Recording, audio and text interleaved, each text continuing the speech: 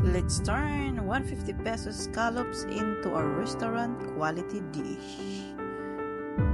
Steam muna natin yung scallops.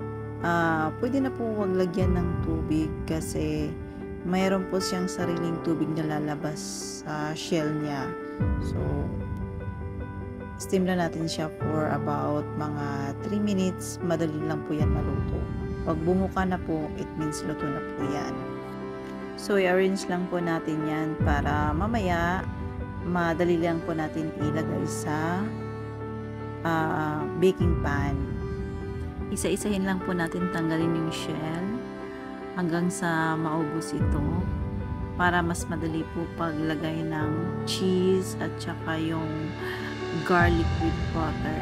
Mas masarap kasi yung butter with garlic o garlic with butter. Basta yun na yun. What? Masarap po yun. Kahit yun na lang ilagay, okay na yun. Masarap na. Pwede nang kainin agad. So, ngayon po ay mag-melt po tayo ng butter. At parang igigisa lang natin yung garlic dito. Kung masyadong malakas yung apoy kasi baka mas marumi yung garlic. So, ano lang. Nasa medium heat lang. Saka yung butter din. Pero actually, mas masarap yung parang may sunog, may pagka-brown lang yung garlic, tsaka yung butter. Mas masarap siya ilagay doon sa scallops. Kahit wala ng cheese, direct na yung ganyan, masarap na po siya. Then, pag medyo ma-brown na yun, pwede na natin patayin yung stove natin. So, continue lang yung pagmimix niyan kasi kapag hindi nyo po imimix, yung sa gilid po baka masunog. So, continue lang siya ng mix hanggang sa mag-brown na po siya. Parang light brown lang po. Huwag ba yun masyadong sunugin kasi ilalagay po na natin sa oven yan mamaya.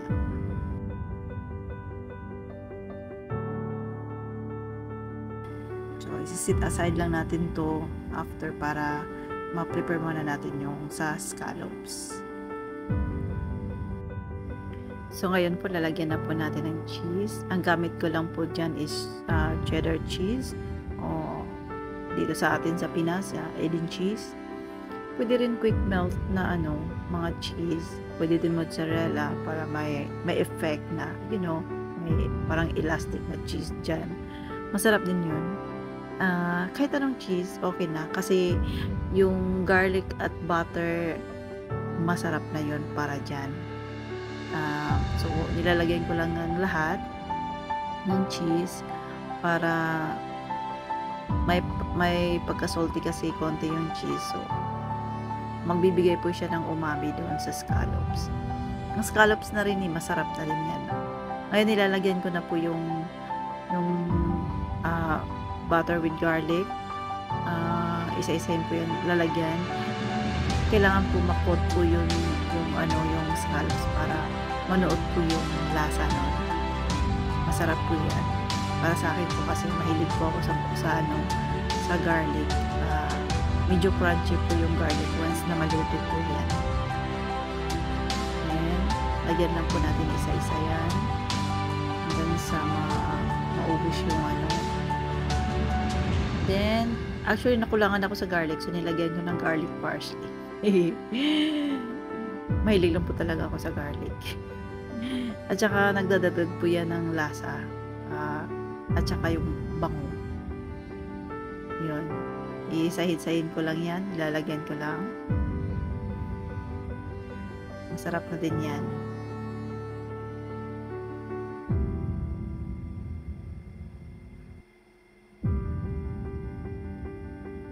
Ay, nilagyan ko din pala ng basil leaves. Yung dried lang kasi wala kasi akong fresh na basil Masarap din yung fresh na basil. Kasi yung aroma nun, sobrang bango.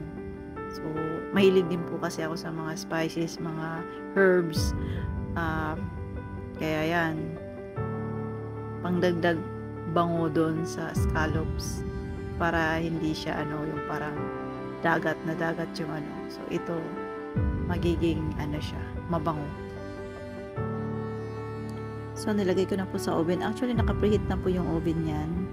I-bake lang po natin ng 200 degrees Celsius yung mga 5 to 10 minutes until na ma-melt po yung cheese niya. Ayan na po. Wow! 150 pesos turned into a quality restaurant na pagkain. Sobrang sarap po nito. Kain po tayo. Sigurado mahal to sa mga restaurant. Bye!